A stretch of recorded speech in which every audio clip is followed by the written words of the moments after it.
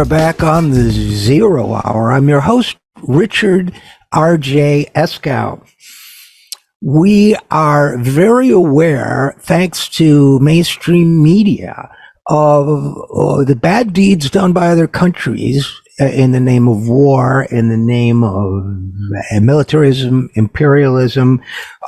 When we hand wring about that, it's rightfully we should, because any war crime is wrong and evil. But as the pundits and politicians of this country hand wring about that sort of thing, what somehow gets left off are the impacts of our own military interventions on the world around us. My next guest has compiled some data on that, and thanks to data from Brown University, and he joins us now to talk about it. Ben Norton is a journalist, and he is the editor of the website geopoliticaleconomy.com. A recent piece written by Ben is entitled U.S. Post 9/11 Wars Caused 4.5 million deaths, displaced 38 to 60 million people, study shows. So, Ben, I guess I stole your lead there a little bit with that headline, but tell us where this data comes from. This is from a report by scholars at Brown University, which they have a school that's for international studies, and they have a project there. It's called the Cost of War Project. And they found, analyzing the data, that at least 4.5 million people lost their lives because of the post 9/11 US wars. And that's a conservative estimate. And in addition to that, there are more than 7.5 million children who are on the verge of starving to death. They suffer from acute malnutrition, which means that they have so little food that their body is wasting away. They are quite literally skin and bones. And in addition to that, so 4.5 million dead, 7.5 million children on the verge of starvation, including more than half of the populations of Yemen, Afghanistan, and Somalia. And furthermore, at least 38 million people were displaced by these wars, and an upper figure is actually probably more around 60 million, which would mean that this is the largest number of displaced people since World War II. And these are from the US wars in Iraq, Afghanistan, Syria, Yemen, and also Libya, Pakistan, and Somalia were affected in these wars as well. And it's worth noting also that this data only involves the last 20 years of U.S. wars, primarily. I mean, since September 11, but the wars began in earnest about 20 years ago. And of course, U.S. military interventions worldwide were taking place well before that. So this was the Cost of Wars project that did this. We talked about the human cost in that. These are massive figures. I guess one of the things that I would ask you to start with was, were you shocked by these numbers?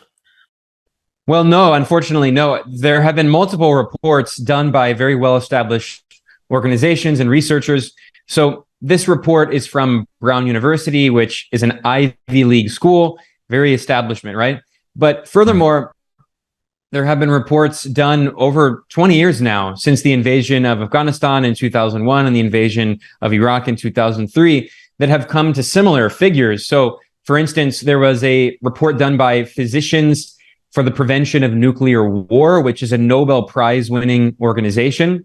And they published a report 10 years into the war on terror. And they found, so this is 10 years before, they found that the US wars had resulted in over 1 million deaths in Iraq and Afghanistan. So they said 1.2 million. They also included Pakistan. And that was a decade into the war on terror. So here we are 2 decades in, and you could say really the war on terror has pretty much ended. And now the US is focused on what they call great power competition. If you read all of the main strategy documents from the Defense Department, which is the National Defense Strategy that was published last year, or you read the Strategic Concept, which is the strategic document from NATO, they make it clear that the main so-called threats to US national security are now China and Russia and also Iran. So the US has largely moved away from the war on terror, but we've had numerous reports throughout those 20 years of the war on terror that showed figures in the millions of deaths. And of course, the plurality of those deaths in Iraq specifically, which was completely devastated by the war. But also, I mean, Afghanistan is a country where many, tens of thousands, potentially hundreds of thousands of people died in the violence. But the death toll is significantly higher when we look at the humanitarian costs on the health system and the economy. And today there are many reports warning of potential famine in Afghanistan. Despite the fact that the U.S. military withdrew, the U.S. is still really waging war in Afghanistan because Washington froze $9 billion in the Afghan central bank's foreign exchange reserves, which are basically all denominated in dollars. So they were seized by the United States, and Washington has refused to give that money back to the Afghan central bank. And actually, the U.S. government announced it's going to use some of that money to pay families of the victims of 9/11, right, which is very strange. So the Afghan people are going through hyperinflation because the central bank can't. I mean, it's clearly it's run by the Taliban. It's not like they're very well-established, educated economists. But regardless of the fact that the U.S. stole their foreign exchange reserves, which has caused a hyperinflation crisis because the central bank can't stabilize its currency, and quite literally, this is fueling famine in Afghanistan. And around nearly 60% of children in Afghanistan are on the verge of starvation. So even though the U.S. war has technically ended, the death toll continues to rise. And this gets us to, Ben Norton, an important point in the Brown University study as well, which is that when we talk about the casualties of war, including our own wars in this case, we often overlook the indirect casualties, the indirect deaths. So they have a chart which you reproduce, causal pathways toward indirect deaths. So you have a line for indirect deaths, and then you have indirect deaths caused by economic collapse and food insecurity, by public service and health infrastructure destruction, right? And other factors, environmental contamination, reverberating trauma and violence. So, I encourage people to look at that on geopoliticaleconomy.com. I think that this failure to take account for the death toll that we inflict on others, sometimes without even waging direct war first, for example, in Iran, where there have been studies done, are significant. The ongoing death tolls in Afghanistan, as you mentioned, are significant. And by the way, in terms of this notion of redirecting that money to the families of 9/11 victims, at least a few of those families, as I recall, joined with Code Pink or another group in saying they didn't want the money. They had enough money. They thought the money ought to go to the Afghan people. So what more can people do? I mean, Brown has done good study here. They've done good studies on the financial costs of war in the past. What more can we do to kind of amplify this information for people? Well, I mean, that's why it's important to have independent alternative media outlets. This study was largely ignored in the mainstream corporate media. I didn't see anything in English. There might have been something, but I couldn't find any.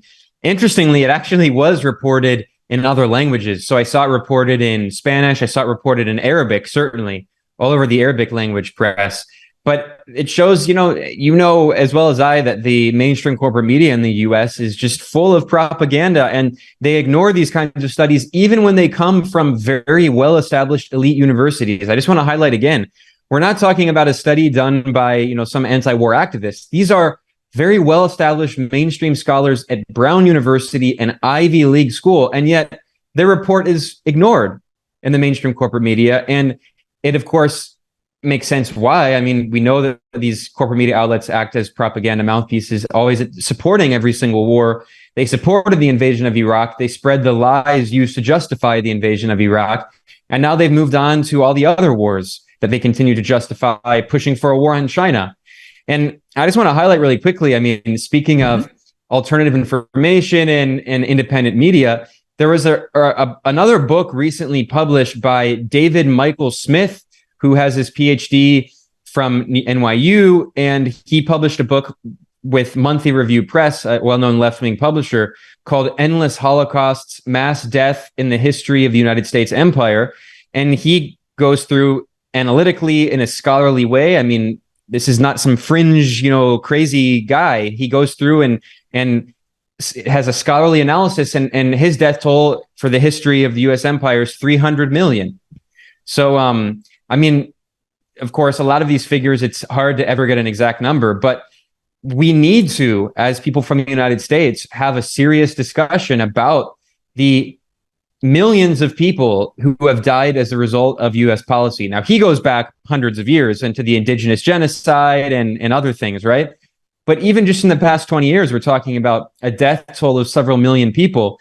And again, in all of these wars, the majority of the casualties are not seen. It's not people necessarily who are shot, although the most recent study from Brown University has a death toll of around 1 million people who lost their lives in violence directly because of the U.S. violence. But the victims in every single war tend to be people who die because of economic problems, destruction of the health system, losing their livelihoods, poverty and desperation. And this is not simply, something, some people who defend these U.S. wars will say, well, okay, so they say actually 1 million people were killed in the violence, but this is true for every single war. I mean, if you look at World War II, for instance, 27 million Soviets died, but yes, that wasn't 27 million Soviets killed directly in the violence. That figure varies, maybe 8 million, depending on what figure you look at. So even in World War II, the Nazis, when they were having this massive onslaught in Eastern Europe against the Soviet Union, the majority of the people who died were people who died from starvation and siege and health problems and disease and preventable causes, right? So people who defend the U.S. wars will say, well, actually, the death toll is only 1 million. Well, then are you going to use the same logic against Nazi Germany, right? Obviously not. So we need to have a conversation about the millions of people who lost their lives because of these wars. And as the study emphasizes, when we talk about the people who die from the non-violent causes, they are disproportionately women and children and elderly people as well, which are often left out of the conversation. It's not just disproportionately the men who die in the violence fighting, but significantly more. I mean, we're talking about destructions of entire societies. And if I had just a handful of sentences that I could text to every living American, one of them would be this one that you quoted from the Brown University study. Quote, in conflict areas, children are 20 times more likely to die of diarrheal disease than from the conflict itself. I didn't know that. It's a devastating figure. I've seen starving children. You go on to quote hospitals, clinics, and medical supplies, water and sanitation systems, go on electricity, road traffic signals, infrastructure for farming and shipping. Of course, you mentioned hospital infrastructure. I've seen, in my previous consulting life, hunger and inadequate medical systems. But the scope of this is certainly beyond anything I've ever seen. And I've seen enough to know that you can't really fully internalize the horror of it unless you really think about it. And we have a way in this country of not thinking about it, don't we? Yeah, absolutely. I mean, you also would know, as someone who works in media, I've worked in media for a decade now, and I had a little experience in some relatively more mainstream media, kind of like liberal leaning mainstream media. And there's just no interest in foreign policy. What your bosses will tell you is, sorry, people aren't interested. I mean, maybe a very few select topics, like for instance, when Trump was president in Russia, right? And maybe at the beginning of the Russian invasion of Ukraine, there was brief interest in Ukraine. But out of all of the different verticals in a newspaper, usually foreign policy, world politics is the least popular, right? So there's simply that fact, the reality that because of the corporate media, which in the United States is only interested in making profit, not informing people, there's already no profit motive and incentive to talk about these things. And then furthermore, there's the fact that all of these media outlets have vested interests in working closely with the U.S. government, not only because the billionaire oligarchs who own these media outlets have vested interest in supporting U.S. government policy. Case in point is Jeff Bezos, the billionaire, the centibillionaire with around $200 billion in wealth, the founder of Amazon, who happens to be the owner of the Washington Post, one of the leading newspapers in the world. He has a vested interest in supporting U.S. government policy. But even more than that, as a journalist, you become very, very aware very quickly that if you're working with a lot of these issues and you want to be given scoops and stories, you don't bite the hand that feeds you. So all of these journalists at mainstream media outlets like the New York Times and the Washington Post, almost all of their stories just simply come from controlled leaks in intelligence agencies, in the Pentagon, and the State Department, and they simply give them stories, and that's how they make their living. They write their stories by being fed information from their sources, and they have to have a good relationship with their sources. So if they're critical of the U.S. government, they're not going to be given the drip of that information. And any investigative journalists who are more critical and subversive, like Seymour Hersh, can't even get published anymore. Seymour Hersh, Right, who won a Pulitzer Prize. I mean, there is no prize above that in Western mainstream media. It is the top, most prestigious prize. And he cannot get published today in any media outlet. I mean, for a few years, he was publishing in the New York Review of Books. They stopped publishing him. He went to the German media, and now they won't publish him. So he just decided to make a blog, a Substack. We're talking about one of the world's most well-renowned, award-winning journalists.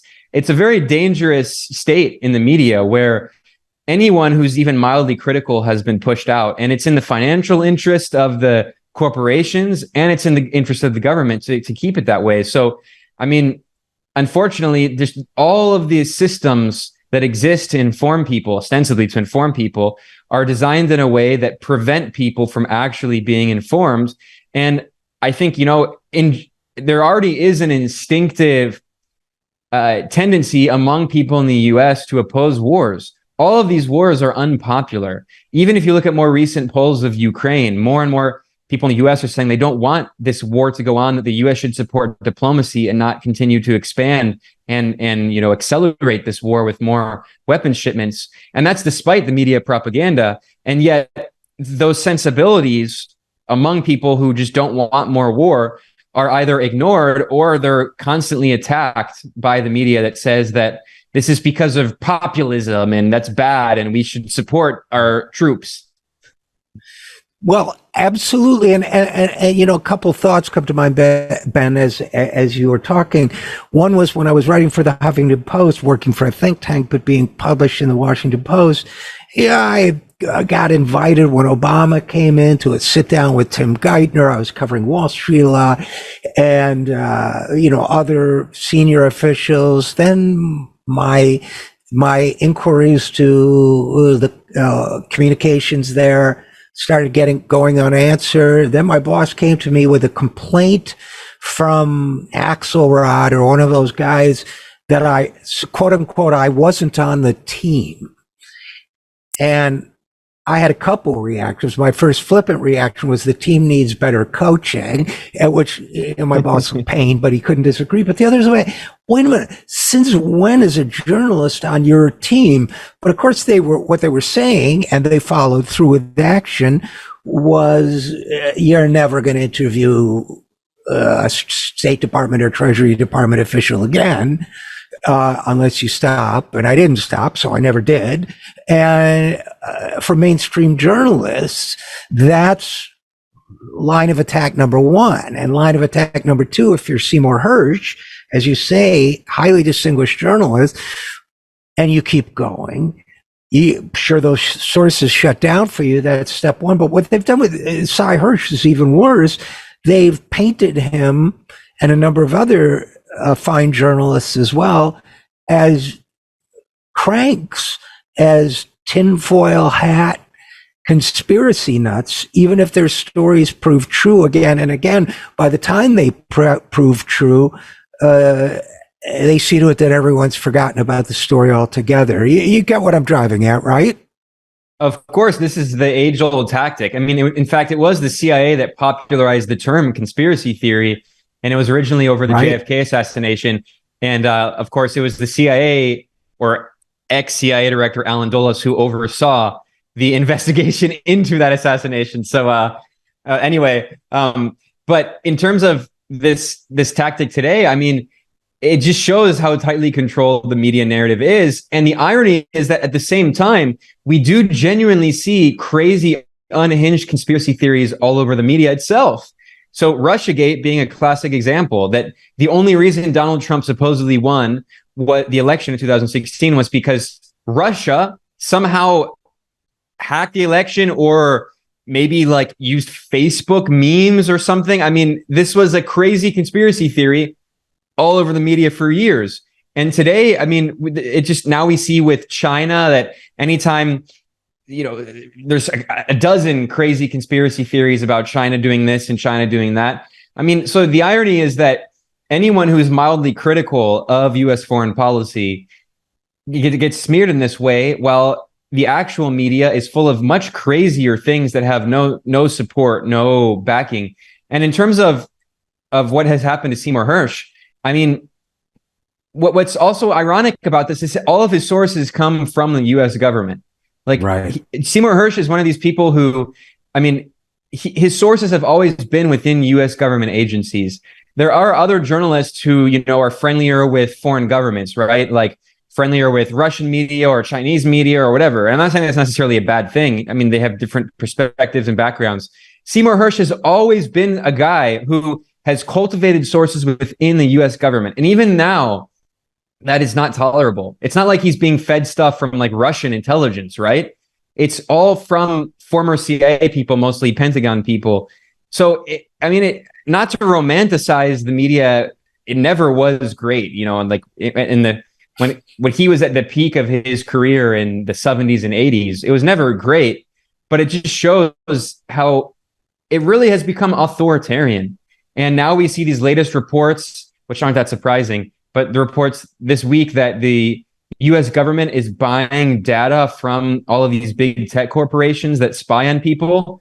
I mean, it's not a huge surprise, but this is authoritarianism. I mean, well, and I'll give you another example of authoritarianism, if I may, which is, since we're talking about Sy Hersh, who has written about Nord Stream and the blowing up of the Nord Stream pipeline from Russia to Germany. You know, that was, even for me, I mean, I've been around a while. I've seen a lot of stuff, but I thought I was in a Twilight Zone episode after that happened, because for months, you know, Joe Biden had said, we'll see to it that pipeline is not an issue, which, you know, that's gangster speak. There's no ambiguity there, what he's saying. Then a few weeks later, the pipeline gets blown up. And for months, it was, well, we think the Russians did it to themselves. And you would read the New York Times, and we can't think of anybody else that might have done it. It would be like, what? You literally had somebody threaten to do it. You had one government whose specific interests were extremely well served by doing it.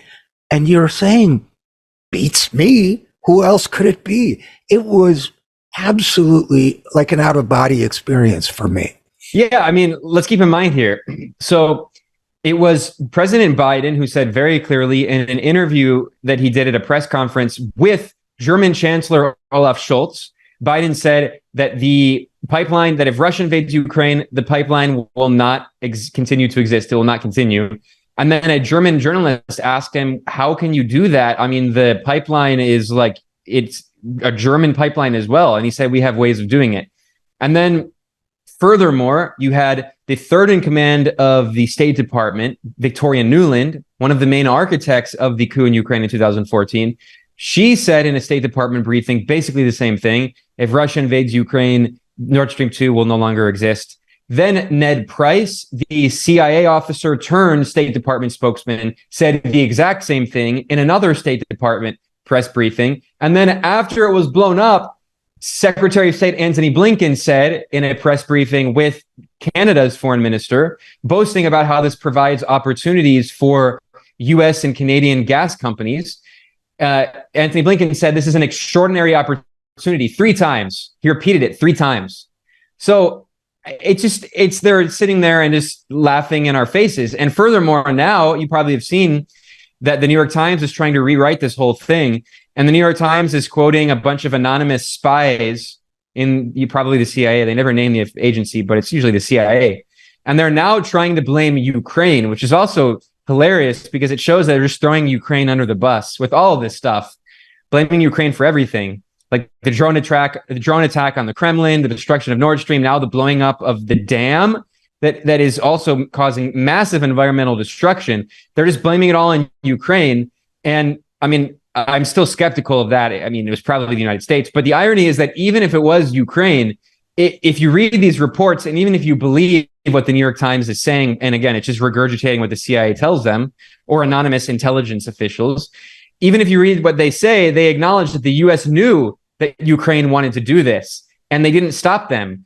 So, and obviously the U.S. is strongly supporting Ukraine. So even if it was Ukraine, even if Seymour Hersh is incorrect, it was Ukraine doing this with the support of the United States, backed by the United States, attacking the strategic energy infrastructure of Europe. The Nord Stream pipelines, plural, were not just a Russian project. They were overseen by they had investment from 4 European companies representing 3 European countries, including Germany, Switzerland, and the Netherlands. And of course, Germany had the biggest financial interest. And we're talking about billions of dollars of investment by private companies in Western Europe who now have lost billions of dollars. And the German government just announced, there was a Bloomberg article this week, that the German government is warning that its industries, its heavy manufacturing industries, are going to go bankrupt because they no longer have access to the pipeline gas. And ironically, here we are over a year into this new phase of the war in Ukraine, this massive all-out war between NATO and Russia in Ukrainian territory. And despite that, Russian pipeline gas is actually still going to Europe through Ukraine. But the West, the United States, and some European Union governments are trying to prevent the different European Union member states they're trying to prevent them from renewing their contracts that they have with this pipeline gas coming through Ukraine. But Germany is warning that if they do not, because Germany is still getting pipeline gas from Russia, the G7 boycott of Russian oil only applies to oil. It doesn't apply to gas. So the German government is now saying publicly, they're ringing the alarm bell. Their industries are going to go bankrupt. They're going to deindustrialize. The manufacturing powerhouse of Europe is going to no longer be a manufacturing powerhouse. It will deindustrialize because of the consequences of this war and the destruction of the Nord Stream pipeline. So you look at the economic interests of the United States, which means the economic interests of the corporations that control it, basically. And you think, a strategic analysis like the kind they do in the CIA, and I've seen them. I've seen a lot of them. You see major economic threats: China, European Union, and 2 or 3 others. So those are way up on the list.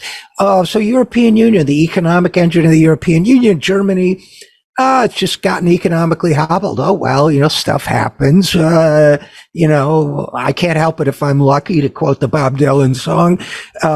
Then we declare Cold War on China. We have intervention in, we have the situation in Ukraine, which allows us to, Russia already only had the economy of Italy or something like that. But, so it wasn't an economic powerhouse, but we kind of kneecapped that right to begin with. I wonder to what extent, and whether it's the wars that we were initially talking about, or the kind of economic warfare we're talking about now, I wonder to what extent it really is, on some level at least. I mean, I know there's a lot of cultural baggage and so on, political momentum in the U.S., but I wonder to what extent it isn't also just the simple interests of certain parts of the economy, whether it's Wall Street, whether it's arms, whether it's fossil fuels. I mean, I really think to a certain extent, it seems to me sometimes to decipher the puzzle of war and geopolitics, that does make sense sometimes to follow the money, even if as in this case, there's a tragic human cost as well. What do you think? Yeah, well, I mean, just a quick note before I answer that more directly on the subject of Russia's economy. I mean, it is true that in terms of nominal GDP, Russia's economy is not very large. It's around the size of Italy's. However, a lot of that is because it's a nominal figure in dollars, right? But the Russian ruble has devalued a lot. Well, at least it did devalue a lot because of Western sanctions after the 2014 coup in Ukraine and the annexation of Crimea and such. But if you look at it on a purchasing power parity basis, which is the best way to measure GDP, Russia's economy is actually the sixth biggest in the world after Germany, with a similar size of Germany, which is right under Japan. So, I mean, Russia, and that's because largely, I mean, a huge part of Russia's GDP is reliant on the extractive industries, mostly oil and gas and also other minerals. It's one of the world's leading producers of oil and gas. But I mean, this all plays into this picture of what you're asking about. I mean, this is precisely the point. It's that, I mean, the United States is not only willing to fight to the last Ukrainian to try to weaken Russia, and Lloyd Austin, the defense secretary and former member of the board of directors of Raytheon, he said the U.S. goal is to weaken Russia. But the U.S. is also willing to sacrifice Germany's economy to weaken Russia.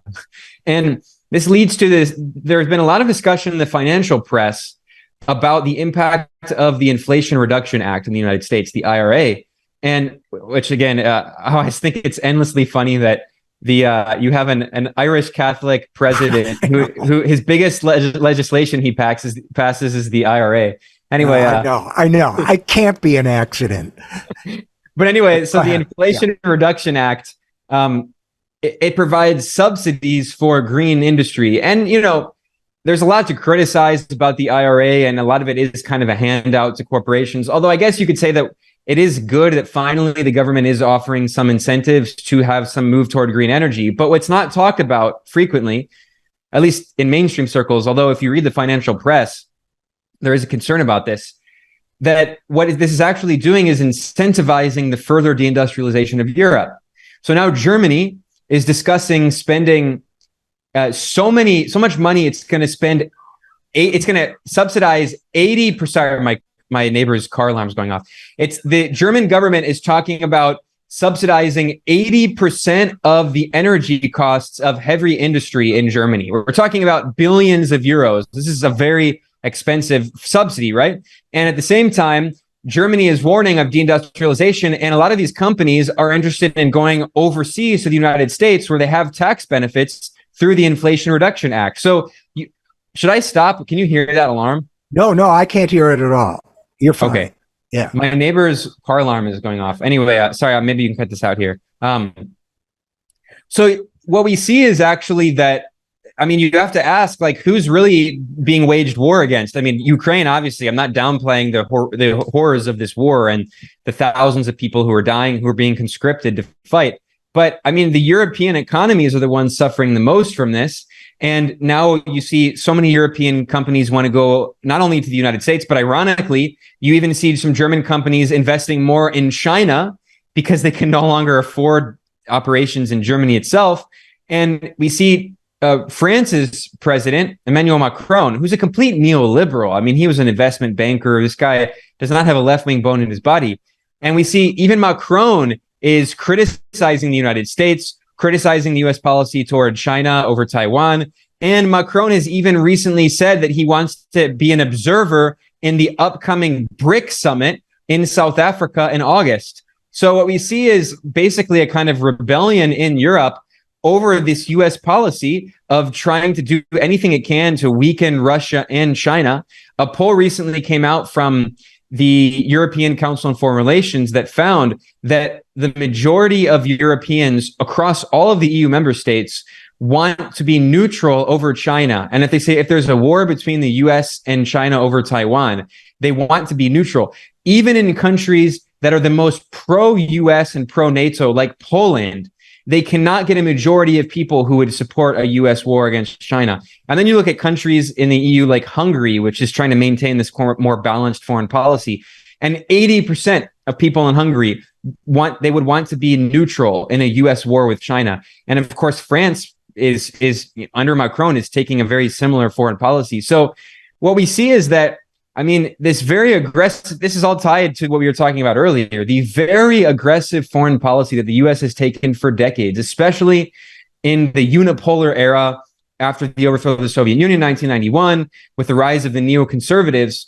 That very aggressive foreign policy is not only backfiring in terms of people all across, for instance, West Asia, the so-called Middle East, with countries like Saudi Arabia normalizing with Iran and having a much more independent foreign policy, but under also the guidance of China.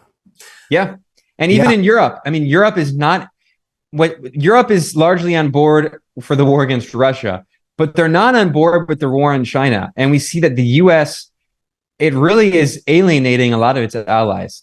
And which gets me to, I guess, what'll be our final point, which is by no means, paramount in all of this is the human tragedy we began by discussing, of almost unthinkable scope and horror from the totality of it to each and every individual life and each and every sick child. That is the alpha and the omega of this.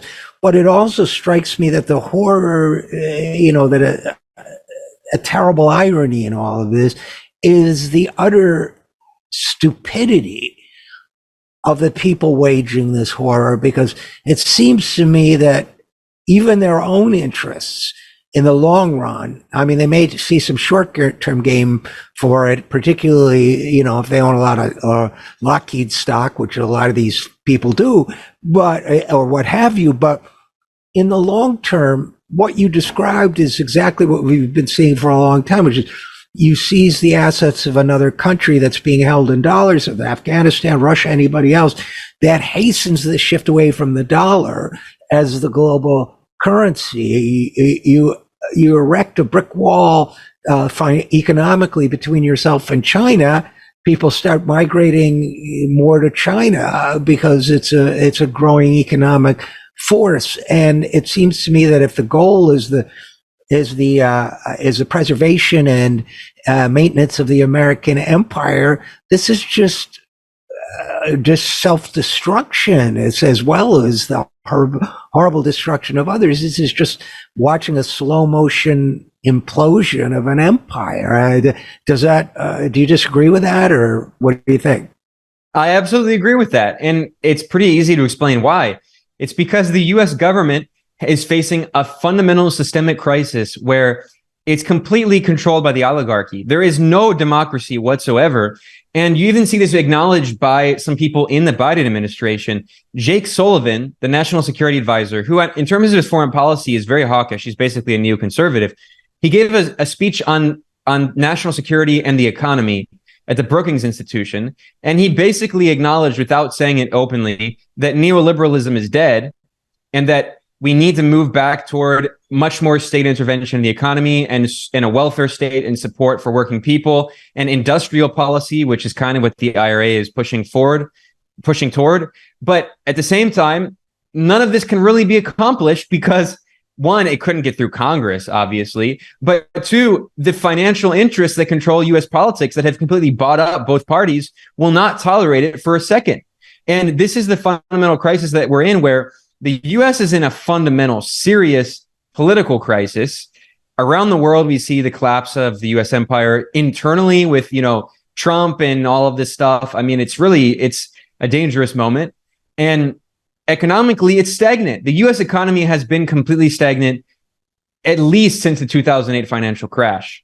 And as well as I and many others, that it was a jobless recovery after 2008. It was all in the financial sector.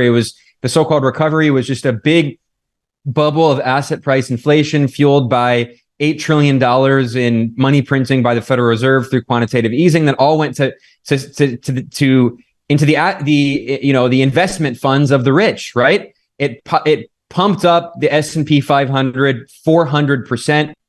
It massively inflated the price of real estate and other assets. And now we see that that bubble being burst by high interest rates, right? But the point is that, I mean, the US economy has been completely stagnant. It's been deindustrialized. We see all these reports now that the Pentagon is worried that the Pentagon has given so many weapons to Ukraine that if there is a kind of war, it won't even have the equipment that it needs. And obviously, you can say that some of these reports are planted in the media in order to justify, more contracts for Lockheed Martin and Raytheon. And certainly that's part of it. But the point is that, I mean, the US has destroyed its own industrial base, which means now that it's trying to decouple from China and yet can't even produce even weapons that it needs to wage these wars around the world. So what we see is, I mean, the cannibalization of the economy by neoliberalism. And because the political system is so captive, it's so controlled by these oligarchic forces, there is no economic solution. There's no way out of it. I mean, so I really think we're in a fundamental crisis where, unless there is fundamental structural change within the economy in the United States, there is no political way out. There are two political ways out: full-on war, a new world war against China, which is what a lot of people in Washington are pushing for, or fascism, and that's what some of the Trumpists are pushing for, dissolving the farce of democracy that exists and just rolling full-on authoritarian. And I mean, we're in a very dangerous moment, and it shows, like, I mean, capitalism is driving the world toward destruction and fascism and world war. So, I mean, I always come back to this when I recently, the more and more I've been doing a lot of interviews and stuff. I just think it's important to emphasize that if you look at IMF data from April, the most recent data, China, if you look at its GDP as on purchasing power parity basis, it represents 19% of the world economy and growing. The US share of the world economy is 15% and shrinking more and more. And the BRICS bloc now, together, the countries of the BRICS bloc represent 32% of world GDP PPP, which is about 1/3, whereas the G7 countries represent 29% of world GDP and shrinking. So, I mean, the Western dominance of the economies in the US and Canada and Europe is declining more and more. And instead of changing these policies that have led to stagnation and increasing inequality and financialization, the solution is war. Because if your political system is controlled by these capitalist oligarchs and it's incapable of any kind of redistribution, you only have that solution. The only solution is more war to destroy your economic competitors, to resubordinate them so you can continue to extract from them, which is what they want to do to China, which is what they want to do to Russia and all these other countries that have been able to develop new systems. And the result externally and internally is a death spiral where you turn the world against you with these actions, and these rising economic powerhouses back away from you. And internally, I mean, if you listen to Donald Trump, if you listen to Tucker Carlson, if you listen to these people now, I very much fear that the Democrats are laying the groundwork for a massive loss in 2024 if they keep this up, because they're creating the opening for people to say, do you want your money to go to Ukraine, or do you want that bridge down the road from you rebuilt? Because you can see where it's going and where it's not going, and we'll change that from you. And they may be fascists, and they may be liars, and they may be lying when they say that, but Trump said similar things in 2016 and he won. And I fear that we're just headed down that road here and abroad, and it just seems to me like they're on a suicide run and taking all of us with us, and with them, and at the same time, unfortunately, have already caused the deaths of millions. But that's my conclusion. What's yours? I couldn't agree more. You said it very well. I'll just say that, I mean, these so-called right-wing populists are so dangerous because they're sometimes acknowledging real problems that exist, but then scapegoating completely different forces. They scapegoat China. They scapegoat Mexico. Now they're talking about invading Mexico because of fentanyl, which was caused by Purdue Pharma and the Sackler billionaire oligarch family, they got all these people addicted to OxyContin, and then they couldn't get OxyContin anymore, so they started using heroin, and then fentanyl is 50 times stronger than heroin. So anyway, the point is that they scapegoat everything. They talk about the elites, but when they say the elites, they mean Hollywood. They don't mean Wall Street. Right. They talk about immigration being the problem, not the wars that create immigration and refugees. They don't want to flee their countries, right? So we see all of these problems caused by this system, which is bipartisan, of war, of empire, of capitalism. And then we see the centrist forces. I wouldn't call them center left. The Democrats, I mean, they're even really center right, you could say. But in Europe too, the old school so-called social democratic parties, which have all become neoliberal, and they've all completely failed to address any of these problems.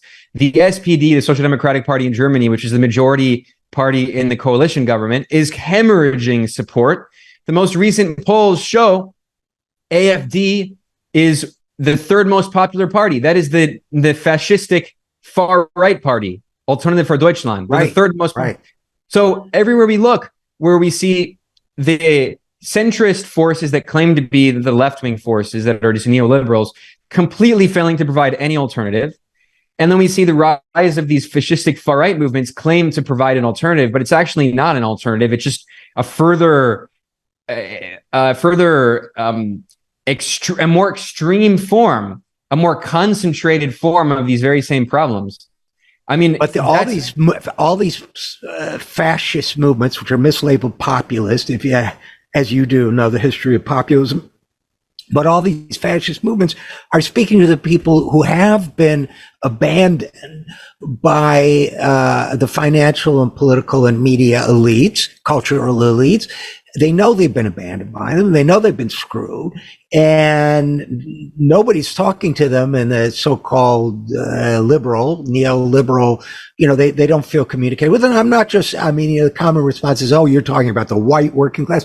Not just the white working class. If you look at how many in this country, Black and Latino voters are also drifting away from small, relatively, but growing, drifting away from this old school liberalism. So yeah, it's a system in decline, and I can only thank people like you for speaking up and continuing to point out despite whatever criticism you get, we all get it, I guess, that this is, things are falling apart and the center cannot hold. That's absolutely right. And that's why the work that you do is very important too, RJ. Thank you for your show. Thanks for having me, because we need to show that there has to be an actual left-wing alternative, because when there is no left-wing alternative, the only so-called alternative that's presented is the far right, the fascistic alternative that we're seeing now. I mean, in Germany, they call themselves the Alternative for Deutschland, the alternative for Germany. And their alternative is basically warmed over neo-Nazism. I mean, the far right, fascistic, racist politics. And they're the only ones in the mainstream political circles and the mainstream media who are willing to criticize the war in Ukraine or criticize these neoliberal economic policies that have resulted in so much inequality and are now deindustrializing Germany.